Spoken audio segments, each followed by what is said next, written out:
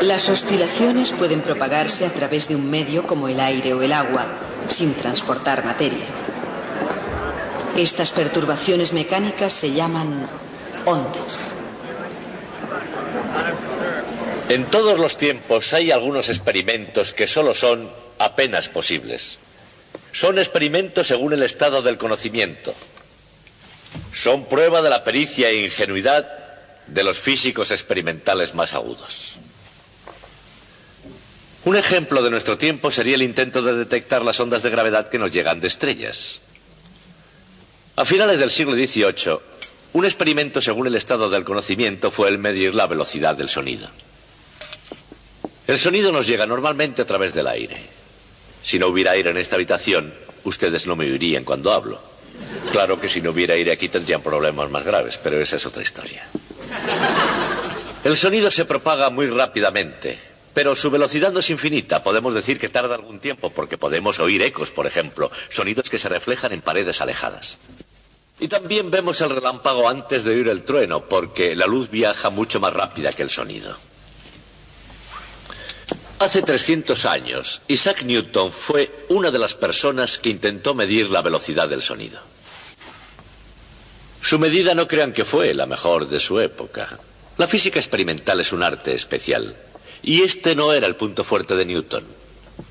Pero como él era muy inteligente, resulta interesante ver cómo intentó efectuar esta medición.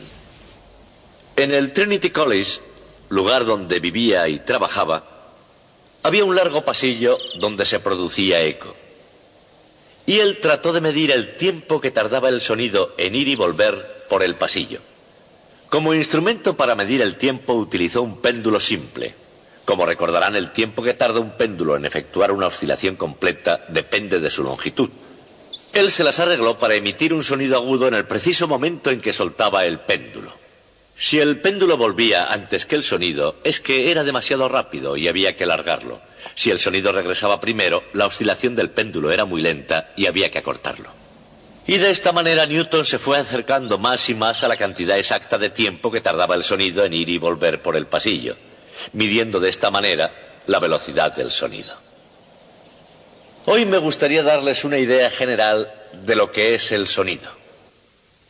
El sonido es una onda, una perturbación que se propaga a una velocidad definida, como las ondas de esta máquina.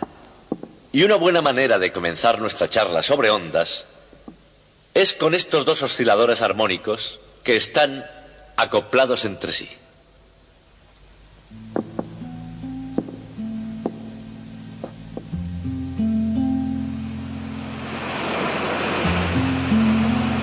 Agua, luz, sonido, incluso la presión. Todos ellos se propagan por ondas. De hecho, las ondas son uno de los fenómenos naturales comunes en el mundo de la física.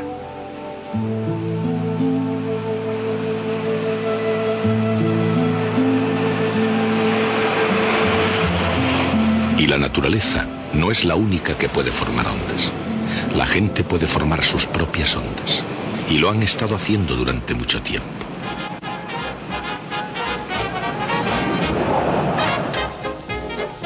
Nueva York, 1926. Una gran bienvenida a Gertrude Ederle, la primera mujer que cruzó a nado el Canal de la Mancha. Pero aquí ocurre algo más que lo que salta a la vista, y es mucho menos lo que salta a la vista de la huésped de honor. Esta es una onda humana de choque, con una onda frontal circular, como los movimientos moleculares de una onda de sonido en un gas.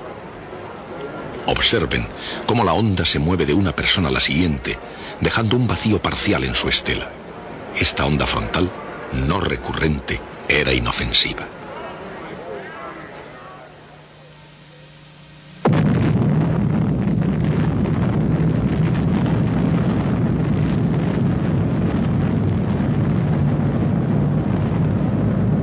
Eniwetok, 1952. La prueba de la primera bomba de hidrógeno. Todo el mundo siente el calor de la primera onda de choque nuclear durante la Guerra Fría. Pero el fenómeno de emitir ondas es muy anterior a 1952, incluso anterior a 1926. Nos lleva al principio de los tiempos y al del universo mismo.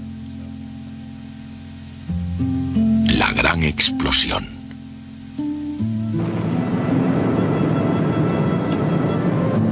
Y desde el mismo principio de todo, una perturbación en un lugar, sea natural o no, inevitablemente causa una reacción en otro lugar.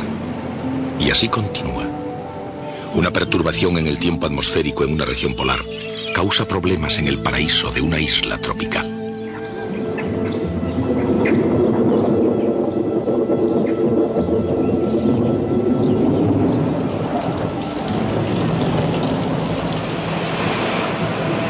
La cadena de acontecimientos terrestres y fenómenos unidos por lazos infinitamente complejos pueden observarse mejor a distancia. Pero se comprenden mejor vistos de cerca. Y es así porque a pesar de lo complejo que se nos presenta el sistema, hay un principio subyacente que comienza a explicar sus aspectos físicos. Cuando se unen simples sistemas mecánicos, una perturbación en uno de ellos pasará al siguiente.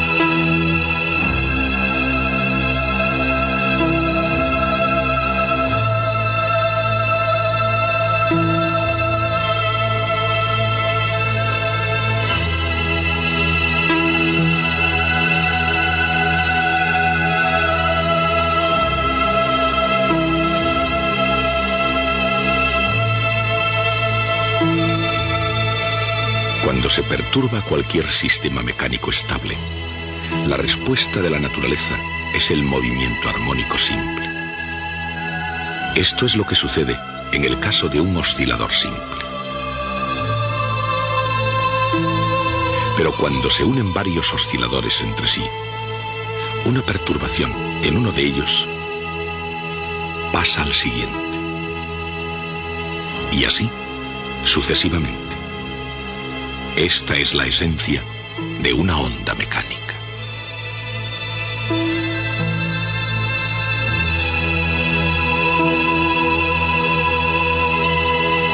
A veces, los osciladores mecánicos individuales son fáciles de percibir.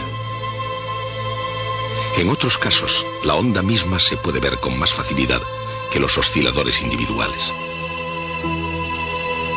Tal vez resulte más sorprendente el hecho de que las ondas se propagan no solo a lo largo de la superficie del agua, sino, incluso, a través del interior de un sólido cristalino. La velocidad de una perturbación depende del medio que atraviesa y de la conexión entre una partícula de materia y la siguiente. Si la unión es débil, la perturbación pasa lentamente. Si es fuerte, la perturbación viaja rápidamente. Pero con independencia de la velocidad, o el medio, el agua, el aire o incluso un sólido, todas las ondas que se propagan a través de cualquier medio se llaman ondas mecánicas.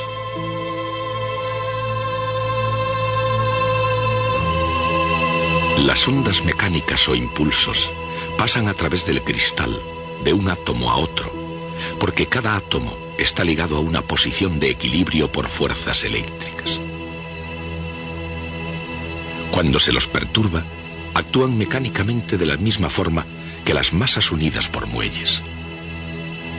Cuando un impulso se mueve a través de un sistema, cada oscilador simple no se desplaza muy lejos, pero la perturbación se propaga todo a lo largo.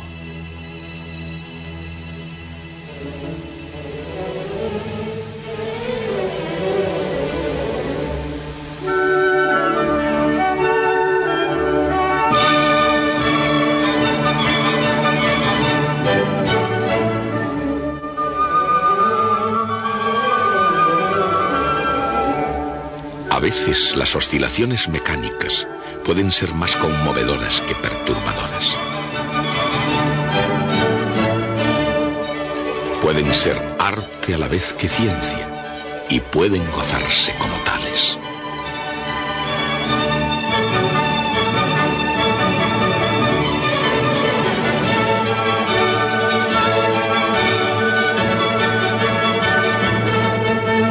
Los instrumentos musicales emiten ondas continuas a través del aire que pueden visualizarse y oírse.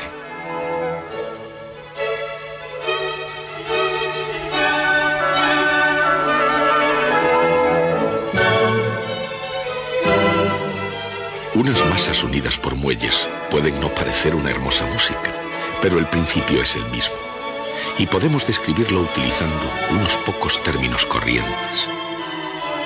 Cada onda tiene una amplitud que es la magnitud de la perturbación y que se mantiene a medida que la onda se propaga.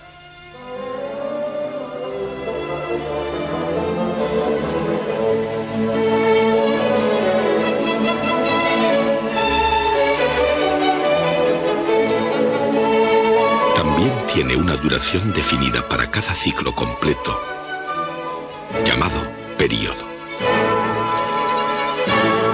La inversa del período se llama frecuencia.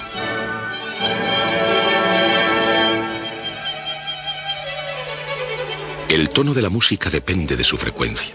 Cuanto más alta sea la frecuencia, más alto será el tono del sonido.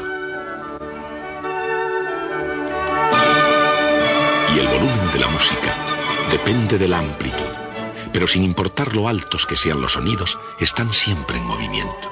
E independientemente del tono del volumen, todos los sonidos se propagan por el aire a exactamente la misma velocidad.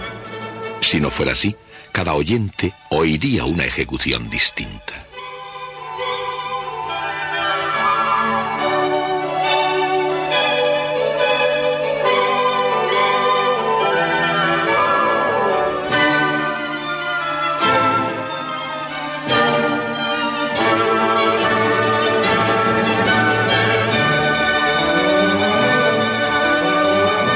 Sea la onda corta y agradable o larga y ruidosa, cada una tiene una distancia definida desde una comprensión a la siguiente, llamada longitud de onda. La longitud de onda es igual al período multiplicado por la velocidad de la onda. O en otras palabras, la frecuencia multiplicada por la longitud de onda es igual a la velocidad. Una baja frecuencia genera una longitud de onda larga, pero la velocidad es la misma.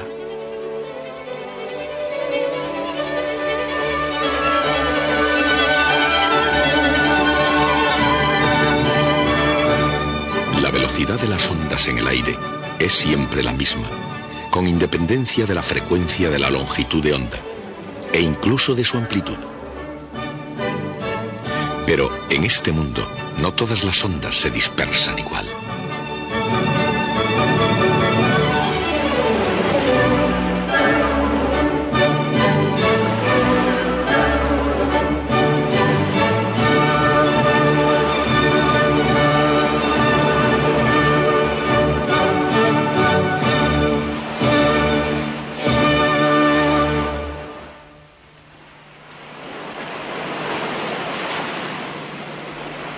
Las ondas del sonido y del agua se propagan a velocidades distintas.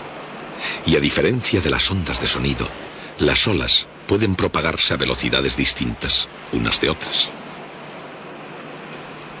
A una distancia considerable de un continente, lejos fuera, en mar profundo, las olas largas avanzan más rápidamente que las cortas.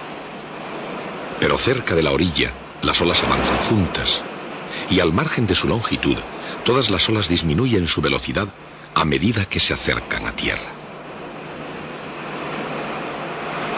En la mecánica de las ondas, eso es así, en definitiva.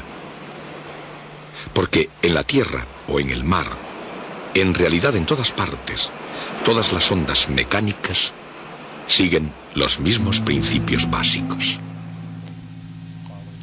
Donde quiera que se emitan ondas, los osciladores armónicos responden y luego vuelven a su posición inicial.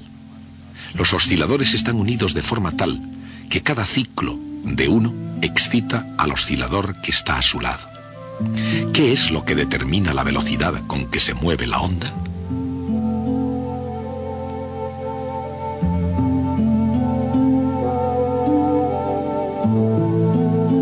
En el caso de masas conectadas por muelles, la velocidad de la onda depende de la rigidez del muelle, de la masa de cada oscilador y de la distancia de equilibrio entre ellas.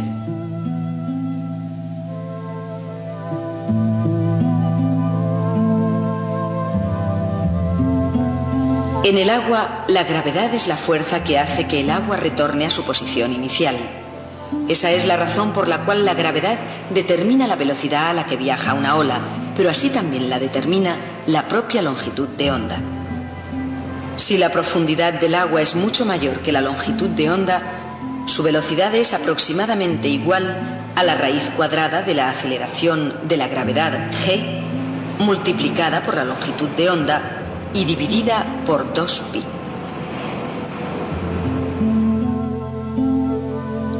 En otras palabras, las olas oceánicas largas se mueven rápidamente, mientras que las ondas cortas se mueven más lentamente. El resultado es que en aguas profundas, las ondas largas pasan bajo los rizos de la superficie. Las olas, ya sean largas o cortas, difieren de las simples ondas mecánicas en otros aspectos. Por ejemplo, las masas y los muelles pueden oscilar a lo largo de la dirección que los conecta. Se llaman ondas longitudinales. Y también se las puede hacer oscilar lateralmente. Estas se llaman ondas transversales.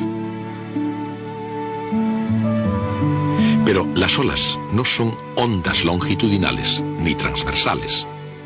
En vez de ello, cada partícula del agua de la superficie da vueltas alrededor de un pequeño círculo, cada uno de ellos levemente desplazado del siguiente, dando en conjunto la familiar ondulación de la superficie del agua.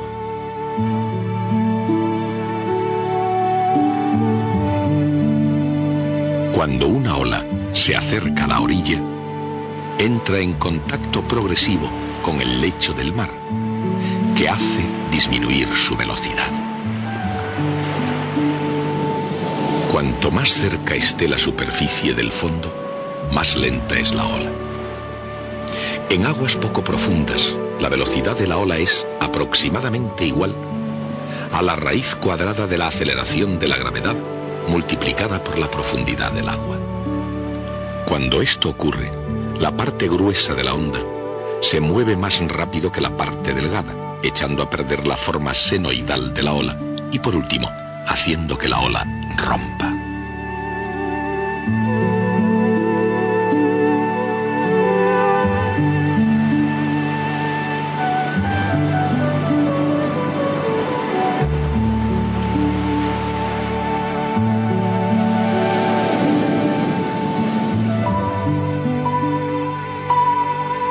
Las ondas sonoras pueden oírse, pero no verse.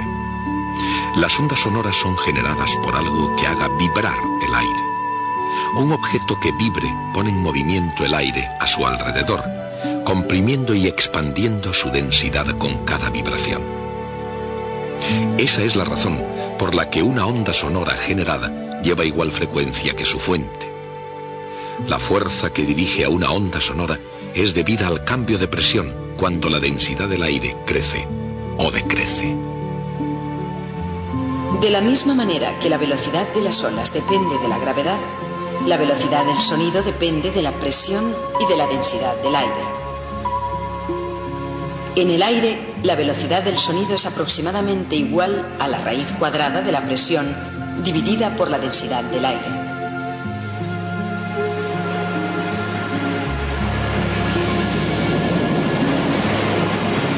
Por todo el mundo, en el lugar más apacible y en el más violento, incontables partículas de materia vibran al unísono.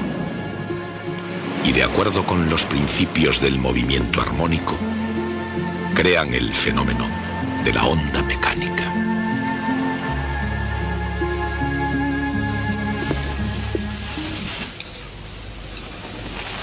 En fin, ahora ya estamos en condiciones de comprender por qué Isaac Newton jugaba con un péndulo en el pasillo del Trinity College. Él había desarrollado su teoría de la velocidad del sonido y determinó que debía ser igual a la raíz cuadrada de la presión atmosférica dividida por la densidad del aire. Y cuando introdujo estos valores para hallar su valor, el resultado fue 979 pies ingleses por segundo. Newton trataba de medir la velocidad para asegurarse de que su teoría era la correcta.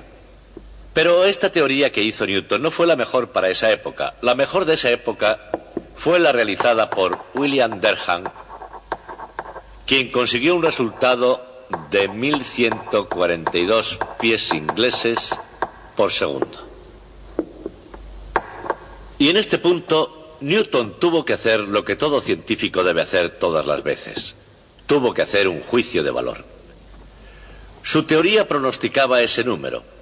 El experimento dio esa medida. Y la pregunta ¿es correcta o incorrecta la coincidencia o no coincidencia de estos números? ¿Es satisfactoria o no es satisfactoria? Hoy día, mirando atrás retrospectivamente, sabemos que lo que Newton hizo fue un absoluto y sorprendente logro intelectual. Porque antes de Newton no había nadie que tuviera ni idea de lo que sería la velocidad del sonido. Newton tuvo la idea, la correcta idea de lo que era el sonido, y calculó una velocidad que era correcta con un margen del 20%, con lo cual debía haber quedado satisfecho.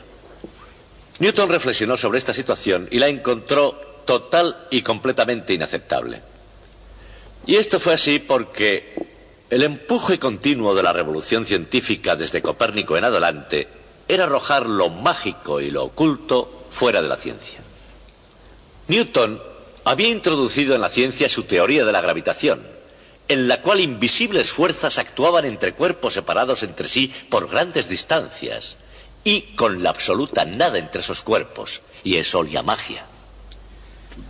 La defensa de Newton de su propia teoría de la gravedad era decir que era correcta porque funcionaba bien, es decir, que daba precisas y correctas predicciones numéricas, y eso, dijo, es la verdadera prueba para que en la ciencia sea válida una idea.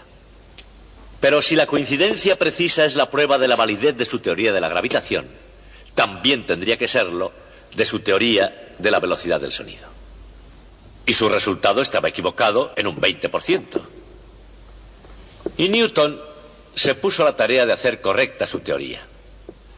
Lo que él hizo tiene un nombre especial en ciencias, se denomina apaño, y es algo que un científico jamás hace. Este no es un apaño cualquiera, es un apaño hecho por el gran Isaac Newton, en el libro clásico de la ciencia, en el propio Principia. Les voy a contar lo que él hizo, estén atentos. Lo primero que él dijo fue: el sonido se propaga a 979 pies por segundo. No a través del aire, sino a través del espacio entre las moléculas del aire. El sonido en realidad recorre una mayor distancia cada segundo, porque las moléculas mismas están ocupando espacio. ¿Cuánto espacio ocupan las moléculas? Él dijo: sabemos que la densidad del aire es 470 veces menor que la densidad del agua. En otras palabras, si imaginamos un volumen como este, conteniendo aire, dicho aire podría comprimirse en 1 partido 470 de ese volumen, una cosita como esta. Y si hiciésemos eso, la distancia lineal que ocupaba sería 1/9 de la distancia lineal original. La distancia adicional que el sonido recorre en un segundo es 979, que dividido por 9 nos da un suplemento de 108. Si se agrega esta cifra a esa otra, se obtiene 1088 pies por segundo. Un resultado más cercano, pero no bueno aún para Newton. Entonces dice: bueno, el aire es 10% vapor de agua. ¿Que cómo sabe eso? No lo dice. Y por supuesto el agua no participa en este proceso. ¿Por qué no? Él no dice por qué no. Pero dice, cuando dividimos por la raíz cuadrada de la densidad del aire cometimos un error. Debimos dividir por la raíz cuadrada de 9/10 de la densidad del aire, porque la décima parte restante es agua. Luego debemos agregar a esto 1088 dividido por la raíz cuadrada de 0,9, es decir, un 5% adicional, alrededor de 55 pies. Si se añade 55 pies a esta cifra, se obtiene 1143 pies por segundo, que se parecen a los 1142 pies por segundo, y Newton se quedó satisfecho. De esa forma, Sir Isaac Newton hizo que la ciencia y la razón triunfaran sobre lo mágico y lo oculto. Hasta el próximo día. La verdadera razón de la discrepancia entre el cálculo de Newton y la velocidad medida del sonido es que el aire se calienta cuando se le comprime, causando una recuperación ligeramente más rápida que la esperada. El efecto es tan sutil que no sería descubierto hasta un siglo después de la muerte de Newton.